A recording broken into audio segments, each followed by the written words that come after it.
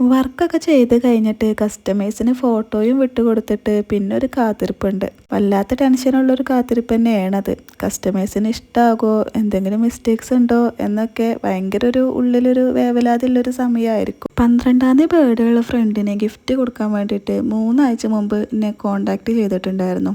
11-ാം തീയതി എത്തിച്ചു കൊടുക്കേണ്ട ഈ വർക്കിന് ഞാൻ എൻ്റെ ഡ്രോയിങ് സ്റ്റാർട്ടാക്കണത് 10-നായിരുന്നു. പക്ഷേ ഞാൻ കറക്റ്റ് ടൈമിൽ അത് ഫിനിഷ് ചെയ്തു കേട്ടോ.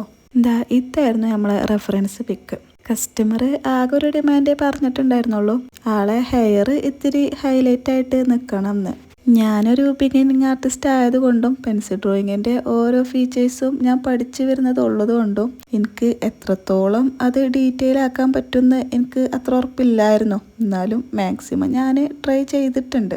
ഞാൻ ആദ്യം ഫേസ് മാത്രം വരച്ചിട്ട് കസ്റ്റമർക്ക് ഫോട്ടോ വിട്ടുകൊടുത്തപ്പോൾ ആള് അത്ര സാറ്റിസ്ഫൈഡ് അല്ലായിരുന്നു.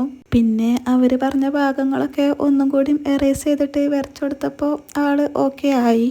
നമ്മുടെ കസ്റ്റമേഴ്സ് തരുന്ന പേയ്മെൻറ്റിനേക്കാളും അവരുടെ സാറ്റിസ്ഫൈഡ് ആയിട്ടുള്ള റിപ്ലൈസിനാണ് ഒന്നും കൂടിയും സന്തോഷം നൽകുന്നത്. നമ്മളെ കസ്റ്റമറുടെ റിപ്ലൈ ഇതാണ്: സന്തോഷായി, നല്ല സാറ്റിസ്ഫാക്ഷൻ ഉണ്ട്. കാരണം ഫസ്റ്റ് ആ കണ്ടതിന് എല്ലാം കൂടെ സെറ്റായി വന്നപ്പോൾ നല്ല രസമുണ്ട്. എനിക്ക് നല്ല ഇഷ്ടപ്പെട്ടു, അടിപൊളിയായിട്ടുണ്ട് താത്ത, ഒന്നും പറയാനില്ല. അപ്പോൾ ഇങ്ങക്ക് ഇഷ്ടമായോ എന്ന് കമൻറ്റിൽ പറയുമല്ലോ അല്ലേ.